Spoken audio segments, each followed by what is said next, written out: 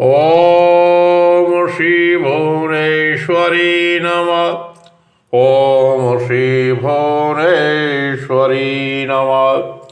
ओम गुरुर्ब्रह्मा गुरुर्विष्णु गुरुर्देवो महेश्वर गुरु साक्षात् परम ब्रह्म तस्मै श्री गुरुवे नमः।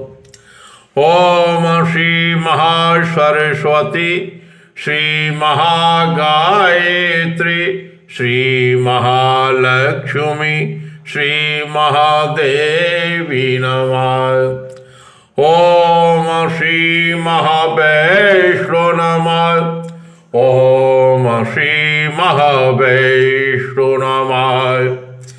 श्री भारत माता की जय हो जय हो जय हो। उनके विशाल नभ में शुक सूर्य का उदय हो।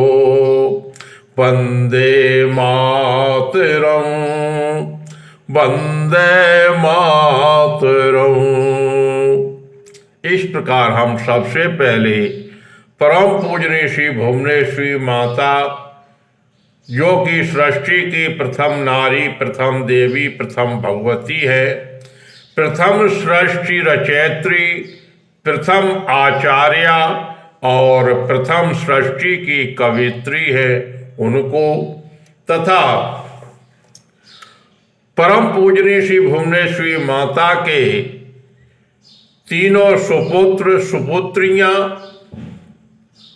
जो कि संसार की रचना करने वाले हैं, संसार का पालन करने वाले हैं और संसार को मुक्ति प्रदान करने वाले हैं।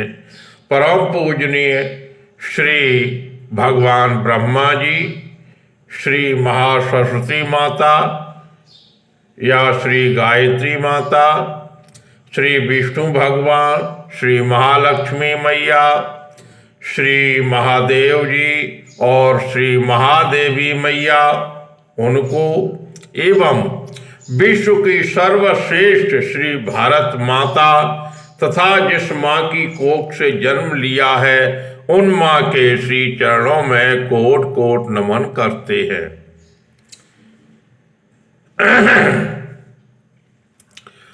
प्रिय भाइयों बहनों बच्चों, आपको सादर सा प्रेम बारंबार नमस्कार है। आपके समक्ष एक छोटी सी कहानी प्रस्तुत कर रहे हैं। आप लोग इसको सब्सक्राइब लाइक करने की और ध्यान से सुनने की कृपा करें।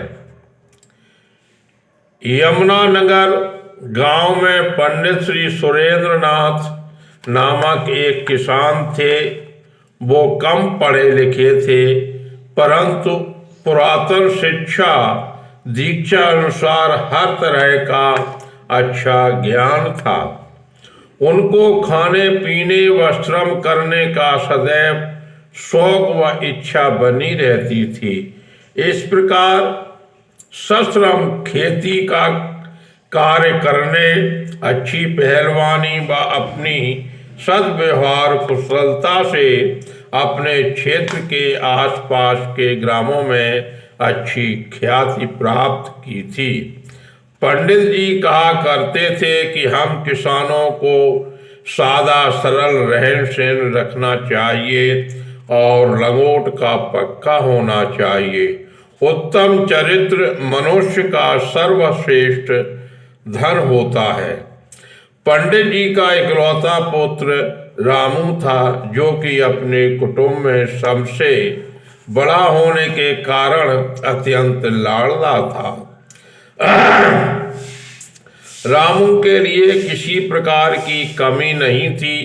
रामू को पंडित जी खूब पहलवान बनाने तथा पढ़ाने का प्रयास किया, परंतु रामू न तो पहलवान बन पाए और न अच्छा पढ़ पाए और न ही खेती का ही अच्छी तरह से कार्य कर पाए। रामू का लगभग 13 वर्ष की शैशवावस्था में ही विवाह हो गया था।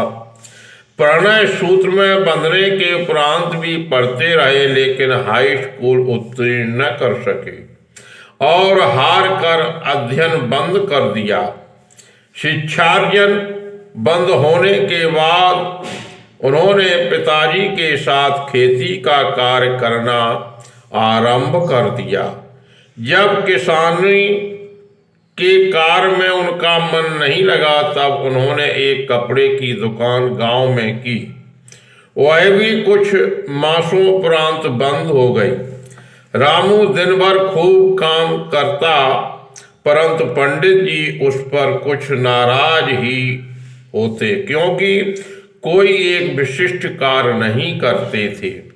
कभी कभी रामू कहता, हम सुबह से शाम तक बराबर कार्य करते हैं, आप फिर भी नाराज होते हैं। पंडित रामू की पत्नी रमा देवी अत्यंत सुशील व सद्गुणी थी। लगभग 30 वर्ष की आयु में प्रथम पुत्र दीपक का जन्म हुआ। दीपक का जन्म बहुत दिनों उपरांत हुआ था, इसलिए पंडित जी के कुटुंब में अत्यंत हर्ष के साथ उत्सव मनाया गया। लगभग 3 वर्ष पश्चात द्वितीय पुत्र मुरलीधर का जन्म हुआ, जिसके परिणाम स्वरूप उनके परिवार में अत्यंत प्रसन्नता का वातावरण निर्मित हो गया। सारा परिवार हर्ष के साथ जीवन व्यतीत कर रहा था।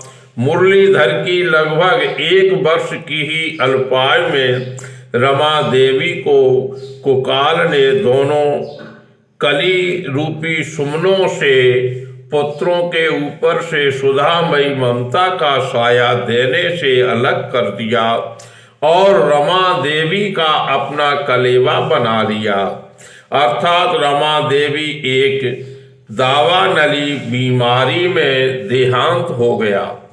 शरीर त्यागने से पूर्व रमा देवी ने कहा था कि मैं अपने पति के चिताग्नि देने पर ही जलूंगी, अन्य किसी के हाथ से नहीं।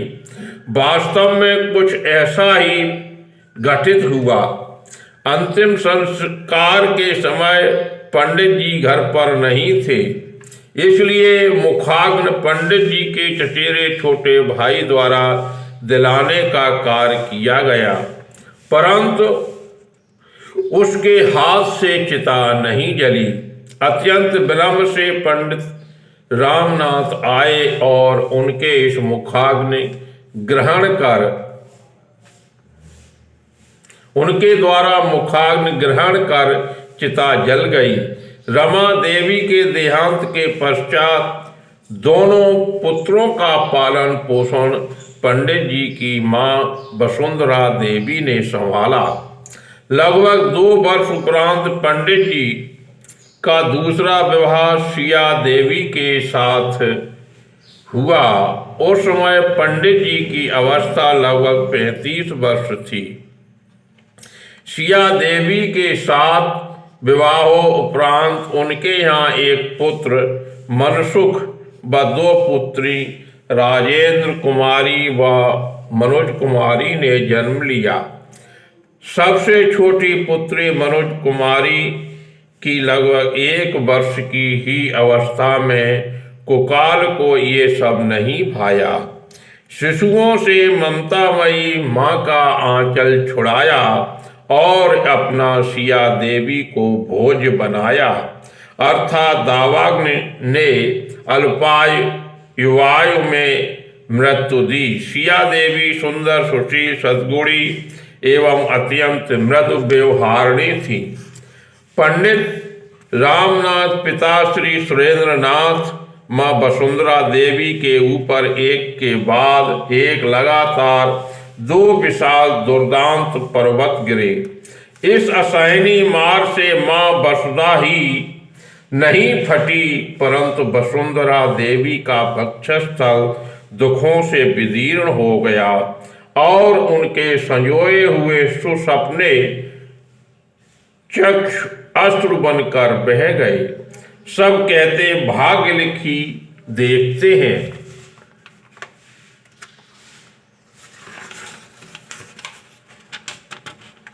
विवश हो रह गए।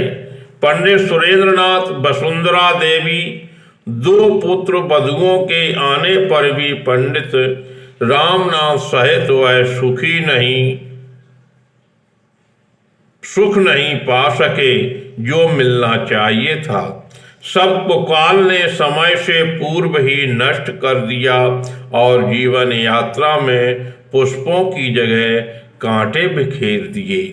शनै शनै पंडित सुरेंद्रनाथ रामनाथ अपना मिलकर खेती का कार्य करते रहे और वसुंधरा देवी पांचों बच्चों का लालन पालन करते रहे।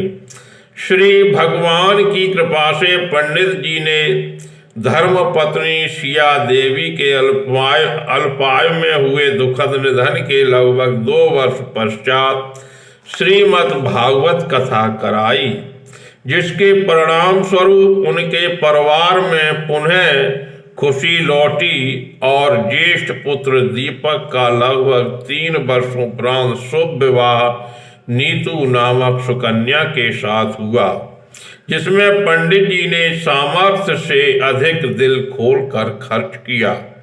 श्रीमद् भागवत कथा कराने के पश्चात पंडित श्री रामनाथ ने पूज्य गुरुदेव महात्मा जी श्री भगवान दास जी महाराज से सुमंत्र की दीक्षा ली, जिसके प्रभाव से उनका जीवन सुखमय व्यतीत होने लगा।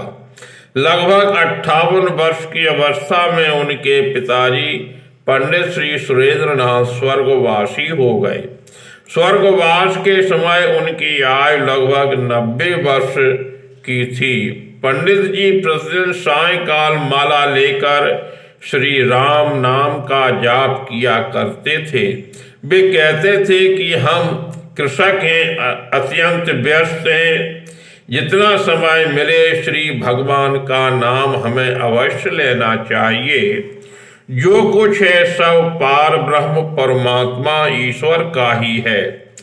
पंडित श्री सुरेंद्रनाथ के देहांत के पश्चात लगभग 2 वर्ष बाद खेत में खरीफ की फसल खड़ी थी।